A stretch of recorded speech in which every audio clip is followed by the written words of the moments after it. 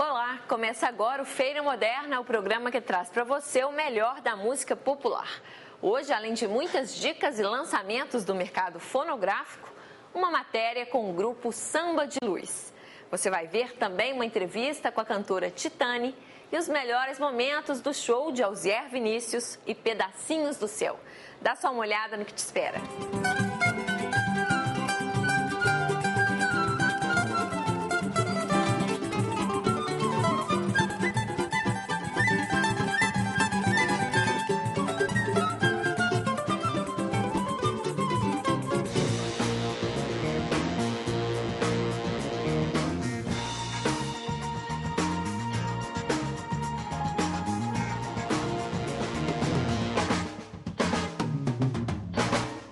Quando Minas Gerais se une ao Nordeste, o resultado é uma mistura mais saborosa que pão de queijo com carne de sol. Quem duvida disso é porque ainda não experimentou o som do grupo Samba de Luz. Forró com uma pegada samba rock é o tempero da galera, que tem como mestre o rei do Baião, Luiz Gonzaga. Você confere agora uma conversa com a banda sobre sua carreira e o novo disco. Só põe de pop no meu samba quando te samba pegando tamborim. Quando ele tocar o pandeiro no zabumba, quando ele aprender que samba não é rumba. Samba de Luz começou com a brincadeira da primeira formação. Eu, o Túlio, o Coronel e o Babu tocávamos forró. E fomos fazer um show de samba e não tinha repertório de samba, na verdade, né? Então a gente começou a tocar Luiz Gonzaga em bossa nova, em samba, em partido alto. Aí, Calypso. Aí começou a brincadeira, e saiu, o Coronel soltou. Ah, esse aqui é Samba de Luiz. Eu falei, esse é que é o nome da banda. Não, mas na verdade o cara perguntou pra gente pra poder anunciar. Pra anunciar, qual o nome da banda? A gente falou. E aí? O Coronel soltou. O Coronel pegou Samba de Luiz. Samba de Luiz. E ficou. O nome a gente achou um nome forte, assim, diferente. E era um nome que ilustrava com certeza a proposta. E aí a partir daí a gente tomou o rumo do nosso trabalho. Cheguei, tô pensando nela. Cheguei, tô esperando por ela. E uma grande verdade é que, de uma maneira ou de outra, todos vieram da mesma escola, que era o forró. Né? O baião, o forró, os shots. E a partir disso, resolvemos, porque o nosso forró sempre estava muito próximo ao samba, pelo nosso estudo, a gente pesquisava muito, até chegarmos ao coco sincopado, ao samba matuto, que já era algo muito próximo do samba. Então, para mudar do baião para o samba, foi questão simplesmente do nome. Por isso que o Samba de Luiz, o nome Samba de Luiz, foi tão divisor de águas assim. O primeiro CD da banda, intitulado Meu Nome é Luiz, foi gravado entre junho e novembro de 2007. Conta com 10 músicas próprias e a regravação do clássico Capoeira Mata Um. Zum, zum, zum, zum, zum, zum. Capoeira mata um. Zum, zum, zum, zum, zum. Capoeira mata um. E pra explicar esse nome, né, Meu Nome é Luiz, você vê que a gente nem coloca o nome da banda na capa. É para deixar até um ponto de interrogação, é até legal quando as pessoas chegam e perguntam, às vezes chamam, na verdade a maioria das pessoas não sabem que é o Alisson. Chamam ele de Luiz, porque acham que o samba é dele, né, na verdade. Mas essa coisa de Meu Nome é Luiz, a gente gosta de brincar porque a gente gosta de falar que para tocar no samba de Luiz tem que ser Luiz. E esse ter que ser Luiz é curtir a pegada nordestina.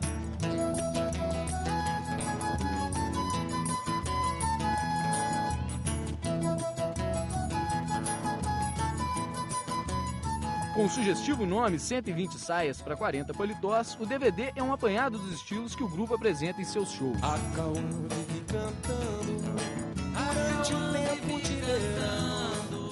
Mas a ideia do DVD, na verdade, simplificando a ideia do que o Alisson está falando, era muito simples. A gente tentava mostrar essa coisa do Nordeste, mas acabava que a gente precisava contar muito, a gente precisava falar demais, explicar demais o porquê do Nordeste. A gente preferiu, falou assim, olha, vamos fazer um registro audiovisual.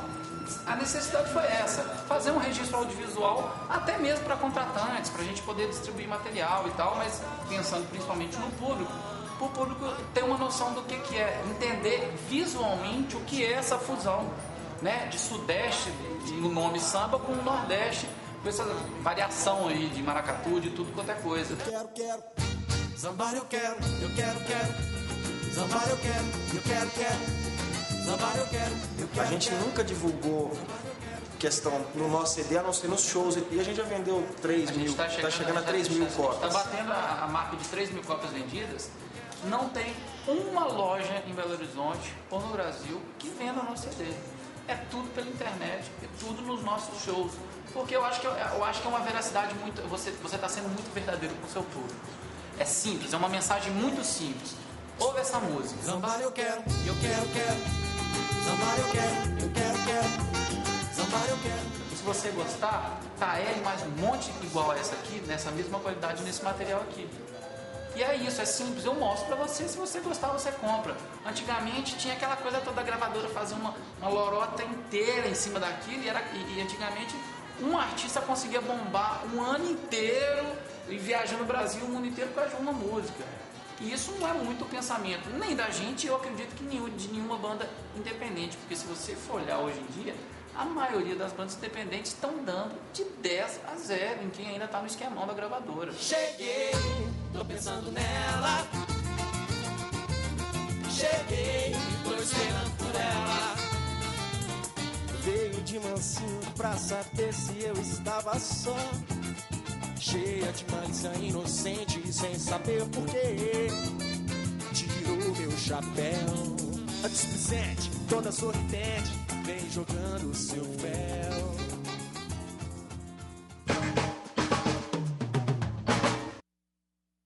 No quadro Botando Banca de hoje, quem dá boas dicas pra gente é o compositor e instrumentista Toninho Horta. Veja só. Boa tarde, gente. Aqui é o Toninho Horta, para quem não sabe. Prazerão aí. Estou aqui para falar para vocês, para indicar alguns discos, né, para esse programa maravilhoso aqui de Belo Horizonte, da TV Minas. Então, queria sugerir 3 discos que me passaram pela cabeça, assim, rapidamente. Eu acho que vocês deveriam ouvir, não podem deixar de ouvir, quem não conhece, que não teve oportunidade ainda, de ouvir o Clube da Esquina número 1, de 1972, Milton Nascimento, com participação do Loborges, de toda essa galera, tem eu, tem o Beto, tem o Wagner Tiso, que fez os arranjos. Quer dizer, um disco maravilhoso, onde a criatividade foi total, né, os arranjos foram inéditos, uma dedicação geral de todo mundo, e ali foi criado, né, o som do Milton Nascimento na sua maior expressão. E a descoberta do Lu, esse genial compositor, e do talento dos músicos todos que acompanharam esse disco. É um disco histórico, uma divisão de águas da música brasileira, no sentido de revolução harmônica, melódica e rítmica, né, proporcionada por esse grande artista e amigo, que é um queridíssimo Bituca, Milton Nascimento. O segundo disco, eu vou puxar a sardinha para mim, eu me lembrei do Terra dos Passos, que é um disco que influencia também muita gente, o Samuel do Skank, o Ed Mota, o Seu Jorge, todo mundo, a Ivete Sangalo canta minha música de ano, o Lulu Santos também admira, tem muitos fãs, a Gil Melange, muitas pessoas do cenário pop, o Serginho Serra do Traje a Rigor, tem muita gente, Lobão, que toda essa galera do pop já ouviu esse disco Terra dos Passos, que é uma grande referência. E o Pat Metheny, que é um dos considerados os maiores músicos do mundo e guitarrista nacional, ele ouviu 3 vezes esse disco na minha casa, no Rio, quando eu morava lá com a minha irmã Gilda. Em 1980, quando ele gravou aquele solo maravilhoso do Manuel Aldaz, ele ficou, enquanto eu cozinhava um peixe na cozinha, ele estava ouvindo pela 3ª vez o disco Terra dos Passos. Vai sair agora uma reedição da Dubas Música e Minas Records, uma dobradinha dos 2 selos, com a capa original, com a foto completa original, e vai ser distribuído pela Universal a partir do próximo mês. O terceiro disco, um disco maravilhoso também, me lembrei, esse ano é um ano da Bossa Nova, não podia deixar de lembrar da perda esse ano de 2 grandes músicos, o guitarrista Durval Ferreira, violonista, que chamava o Gato, que daquela grupo Os Gatos do Emir Deodato, que ele era o rei do centro no violão, com o Tamba Trio, com outras gravações maravilhosas. E ele era um compositor que fazia dobradinha com Maurício Senhor, um dos maiores criadores também de melodia da música brasileira. E eu me lembrei de uma música, Quando a noite vem a saudade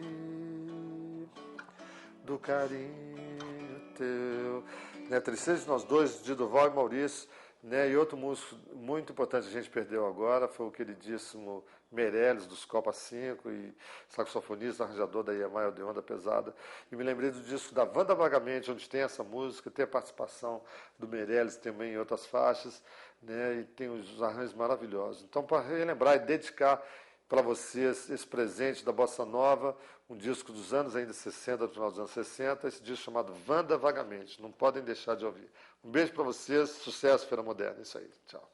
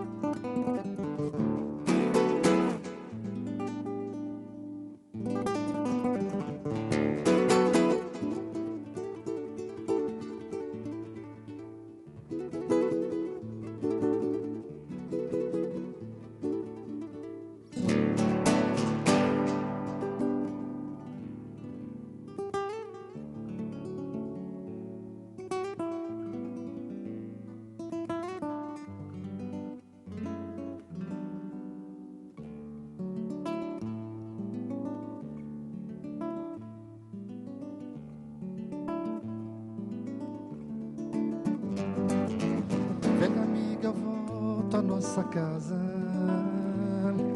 já não te encontro alegre, quase humana, corpo pintado de branco e marrom e uma tristeza no olhar, como se conhecesse dor milenar. Vamos cantar. Já não te encontro à espera ao pé da porta, correndo viva e bela ou descansando. Vazio por todo lugar, tanto silêncio sinto ao chegar ao nosso território de brincar. Almoço aos domingos, a velha farra, todos vão inventando novos segredos. Fica a ausência branca e marrom e a tristeza milenar, mas os meninos voltaram a brincar. Sem o teu olhar, Diana, Diana, Diana, Diana, Diana, e é parudana, ira, ira, e é parada, e é parada, e é parada, ira parada, ira parada, ira parada.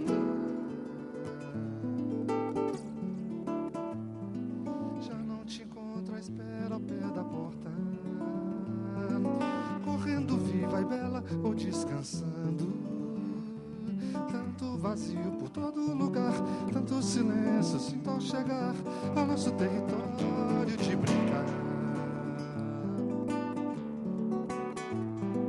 Almoço aos domingos, a velha farra, todos vão inventando novos segredos.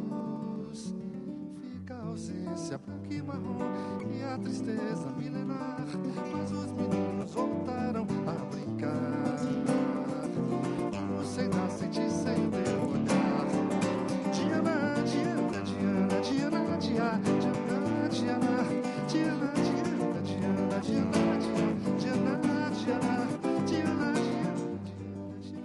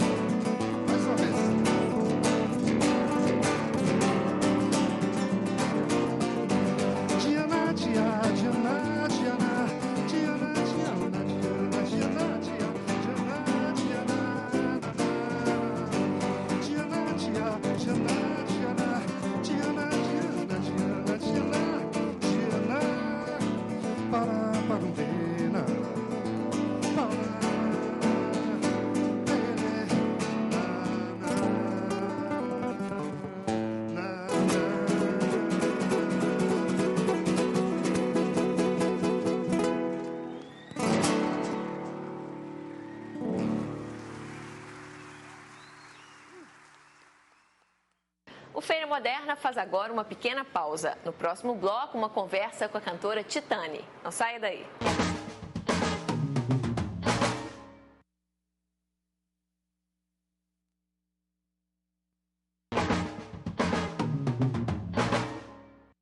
A mistura música e tecnologia acaba de ganhar uma nova adepta, a cantora Titane. Depois de conhecer em 2002 músicos da nova geração de Belo Horizonte, ela resolveu criar o disco Ana, que mudou os rumos de sua trajetória.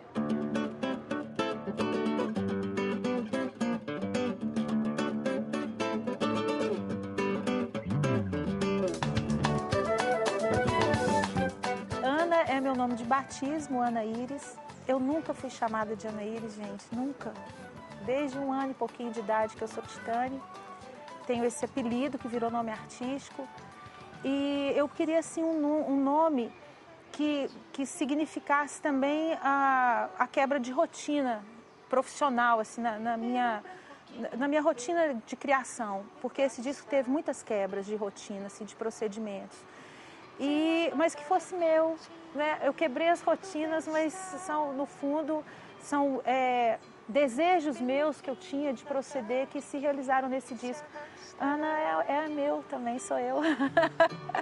Pelo trigo que dança ao vento. Eu sempre trabalhei muito com um grupo de músicos. A figura do arranjador, por exemplo, quase nunca aparecia. Então, sempre músicos maravilhosos, muito instigantes, competentes, com seus instrumentos. A gente senta na roda e a gente trabalha junto um bom tempo. Quando alguém assina, em geral, o arranjo é justamente aquela pessoa que dá uma arrumada no que todo mundo criou juntos. Nesse disco, não, a figura do arranjador realmente existe. Eles são o Renato Vilaça e o Rafael Martins. Eles realmente me propuseram arranjos. A gente conversava um pouco, mas eles já chegavam com arranjos escritos. E a minha tendência era sempre acatar. Nesse disco também eu tive um gosto, assim, de adotar a primeira sensação, o primeiro impacto. Então, isso é um diferencial muito grande. A figura do arranjador, o gosto em deixar registrado justamente a primeira impressão que nós músicos tivemos da canção, o primeiro contato que a gente teve com a canção. Enfim, esse timbre de voz que é muito mais suave, porque eu sou uma cantora feita no palco, eu tenho que dobrar ali, entendeu? O boi no laço em cada show, porque uma boa parte do meu público não me conhece, porque não tem uma execução muito maciça, massificada em rádio, TV, então muita gente que vai nunca me viu. Talvez por isso eu tenho um estilo de interpretação muito para fora, tudo muito grande, com muitos gestos, com muitos vibratos. E nesse disco ficou tudo menos. Pelas dores que a vida empresta. Várias das mudanças no estilo de Titane foram de responsabilidade de Renato Vilaça. É dele a assinatura da produção do álbum.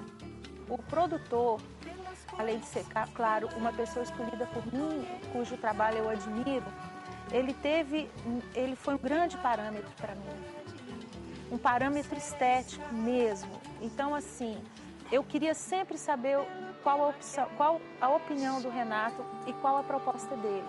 Era o meu parâmetro para seguir ou para não seguir, né? E ele tem um som muito particular, uma forma muito particular de lidar com as coisas. Nesse sentido, ele me criou limites, né? Bem-vindos, porque são limites que me ajudaram a redefinir um outro perfil. No caso da Titane, é uma coisa que não que me incomodava, porque eu gosto, né, do que ela já fazia antes, mas uma coisa que eu achava que estava muito marcado há muitos anos, né, na trajetória dela, era essa história da música do interior, dos grupos, das comunidades, dessa pesquisa que ela faz, né, da música acústica, né, e feita lá pelas comunidades e tal.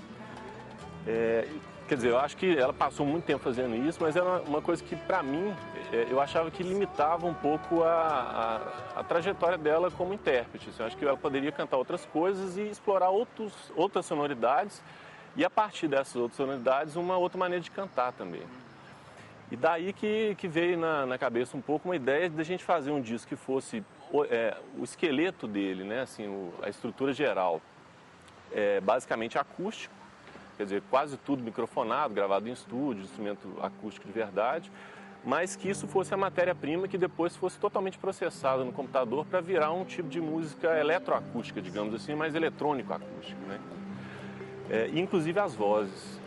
A ideia era que a voz ela tivesse o mesmo tipo de tratamento de qualquer um dos outros instrumentos. Eu não sabe de tudo. Eu não sabe de nada. Alterar e transformar os sons a partir de processos computadorizados é uma proposta que não está só no disco de Titânio. No site da cantora, existe ainda a possibilidade de que o internauta possa ouvir, baixar e mexer nas músicas do álbum. Coisa ainda muito nova no mercado fonográfico. Para gente que não tem grandes tiragens e contratos com grandes gravadoras, a distribuição é sempre uma angústia. Então, na hora que eu pensei, poxa, se eu botar na rede para o cara baixar, não vão me ligar lá de Palmas perguntando, Titânia, vão mandar e-mail, onde que eu acho seu disco, entendeu? Eu falo, baixa, entra no site e baixa. Então, a isca foi essa sensação imediata que eu tive. Eu tirei um peso das costas e vou fazer a música chegar mais rápido. A segunda questão foi a cumplicidade imediata, tanto dos compositores quanto dos produtores e músicos, porque não é uma obra só minha. E eles toparam, já lidam com isso de alguma maneira.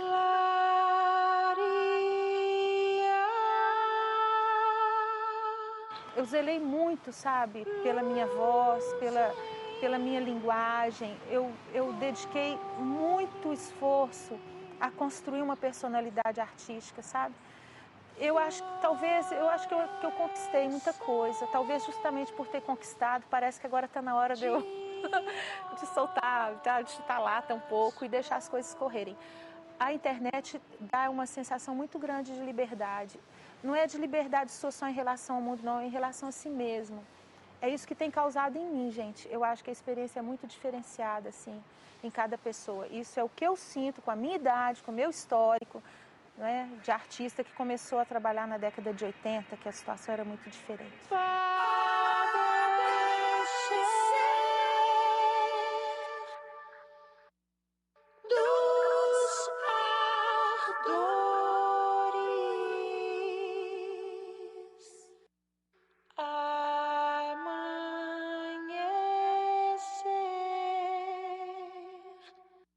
De dores e amores.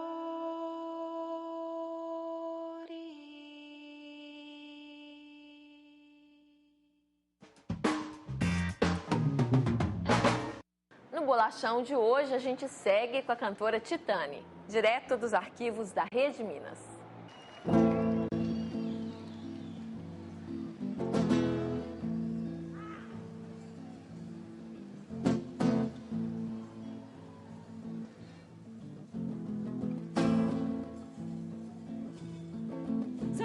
Chamou,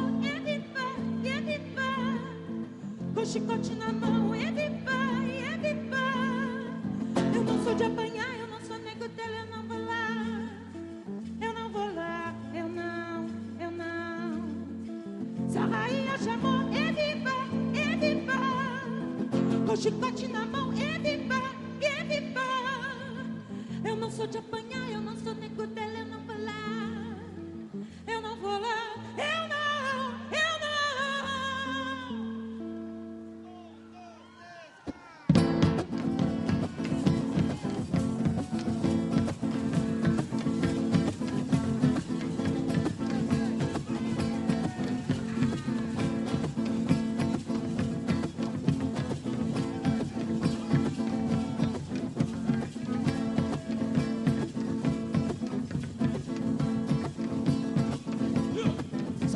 Chamou, viva,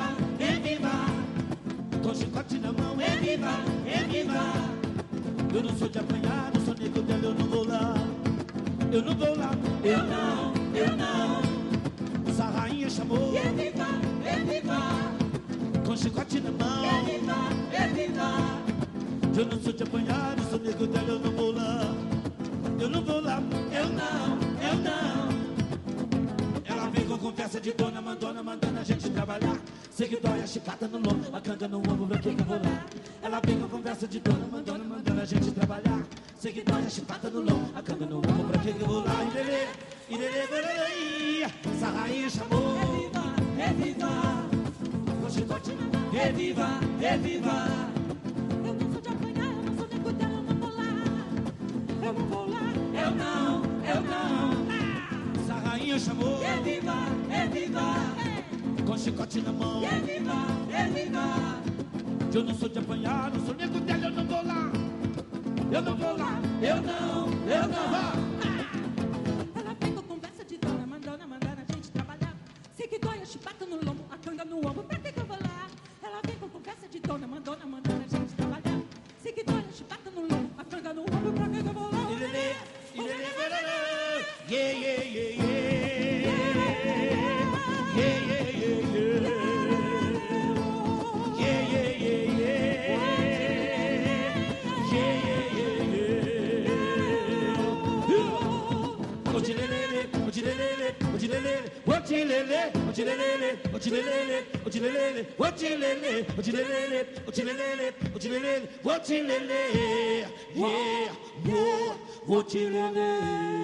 Essa rainha chamou.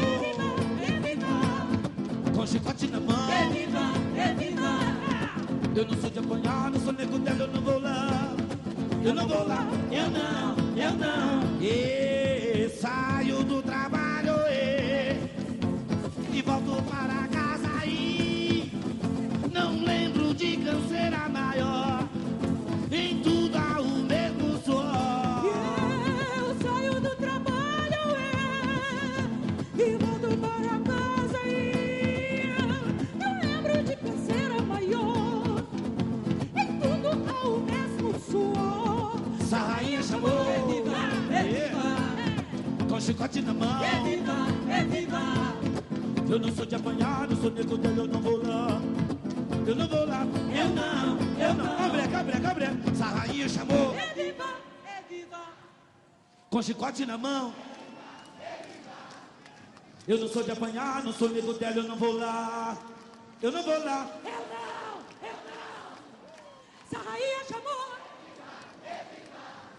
Com chicote na mão. Eu não sou de apanhar, eu não sou nego dela, eu não vou lá. Eu não vou lá. Essa rainha chamou. Reviva. Com chicote na mão. Reviva. Eu não sou de apanhar, não sou nego dela, eu não vou lá. Eu não.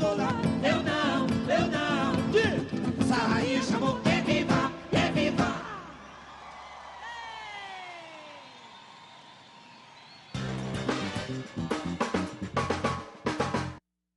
Você fica por dentro agora dos bons lançamentos do mercado musical no quadro Fazendo Feira.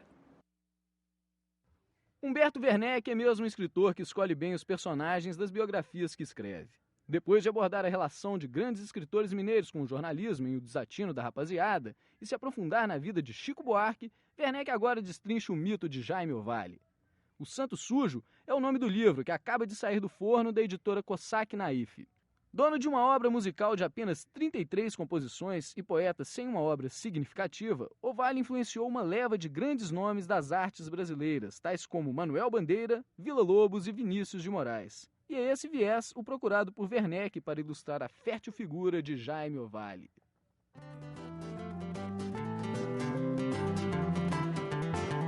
Eu não caibo mais nas roupas que eu cabia. Eu não encho mais a casa de alegria. Gravado em 2007 no estúdio Mocha, em São Paulo, o DVD Arnaldo Antunes, ao vivo no estúdio, acaba de sair pela Biscoito Fino. O clima que remete ao expressionismo alemão, aliado ao fato de que o vídeo foi todo gravado dentro de um estúdio, mas tocado ao vivo para um grupo pequeno de pessoas, são as novidades que fazem a diferença. O repertório e os convidados representam bem a carreira de Arnaldo. Estão no disco Nando Reis, Branco Melo, Edgar Escandurra, Marisa Monte e Carlinhos Brown. Mas é de quando eu me toquei, achei tão estranho.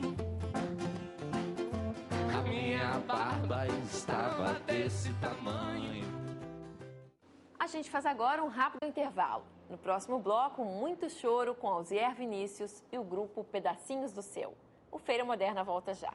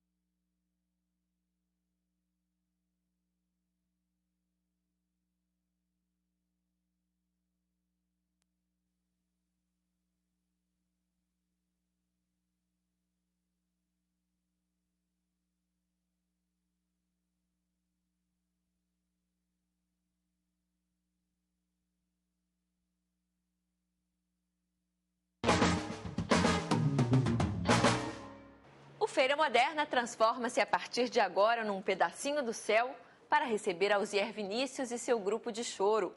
No repertório, clássicos de Valdir Azevedo e Cartola, além de composições de Tião do Bandolim, que acompanha Alzier nessa apresentação. Você confere então os melhores momentos do show, gravado com exclusividade pela Rede Minas durante o Festival BH Choro.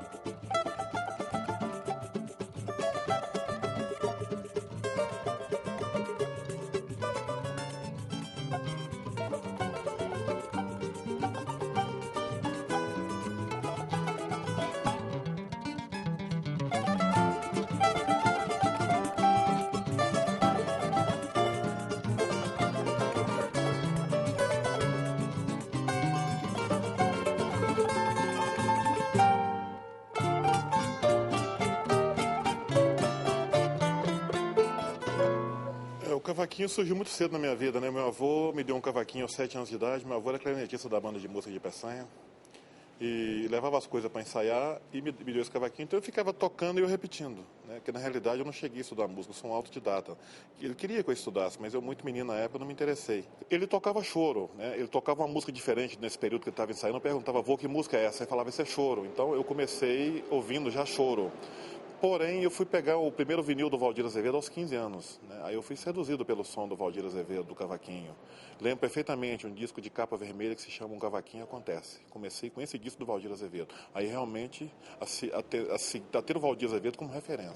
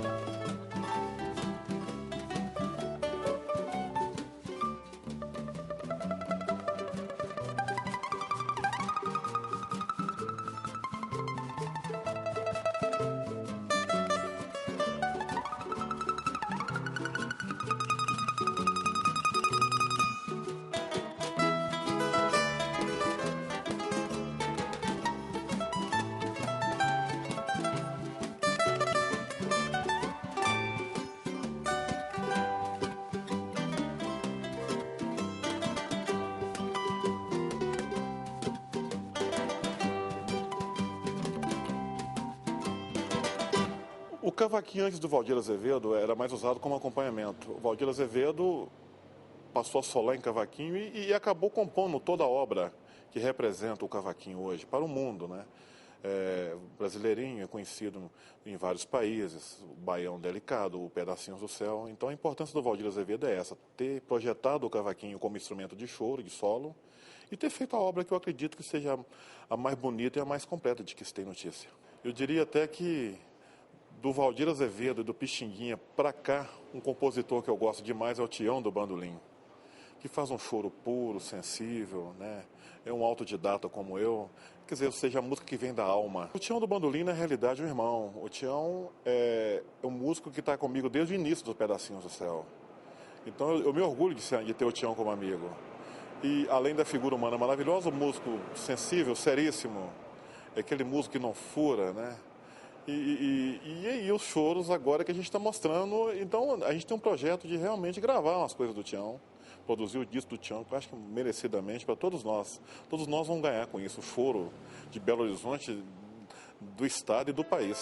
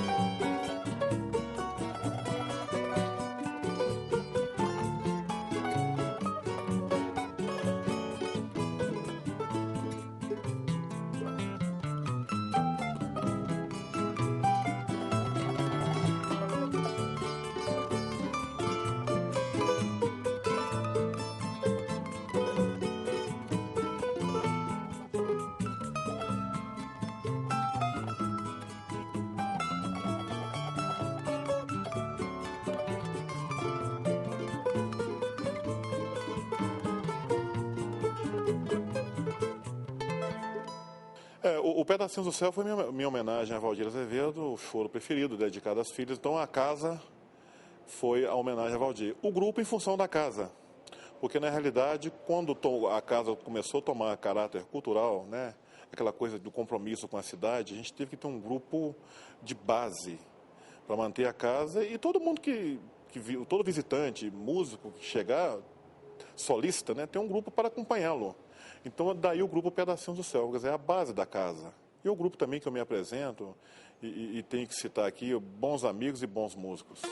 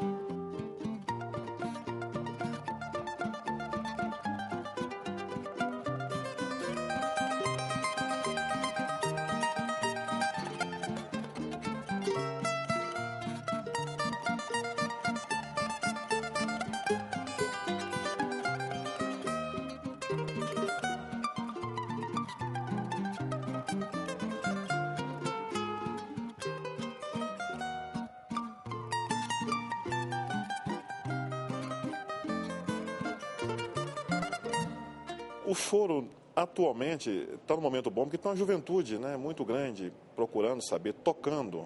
Eu acho importante o jovem tocar, que ele traz a faixa etária dele. Então, eu acho que está muito bacana o choro. Não só Brasília, hoje, é um polo de choro muito bom, o Rio, que nasceu lá, que sempre cultuou. E a gente dá a nossa contribuição daqui com Pedacinhos do Céu. São 13 anos já, né? Mostrando o choro para a nova geração. Eu acho que esse é o importante do trabalho que a gente faz. Mostrar para a nova geração. Distribuir partitura de choro para o mundo inteiro, para eles mesmos. Então esse é o grande trabalho do Pedacinhos do Céu.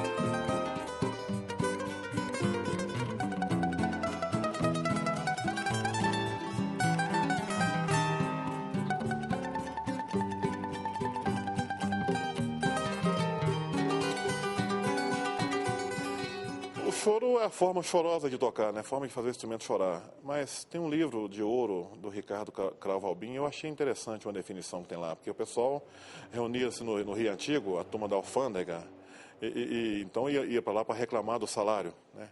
Então, como a gente faz hoje, eu vou um pagode, né? Eu vou um churrasco, eles iam uma chorada. E levavam os instrumentos. Então, é também uma das definições. Mas a forma chorosa de tocar. A realidade, eu acho que a maioria dos clássicos do show são alegres, né? Muito poucos são tristes.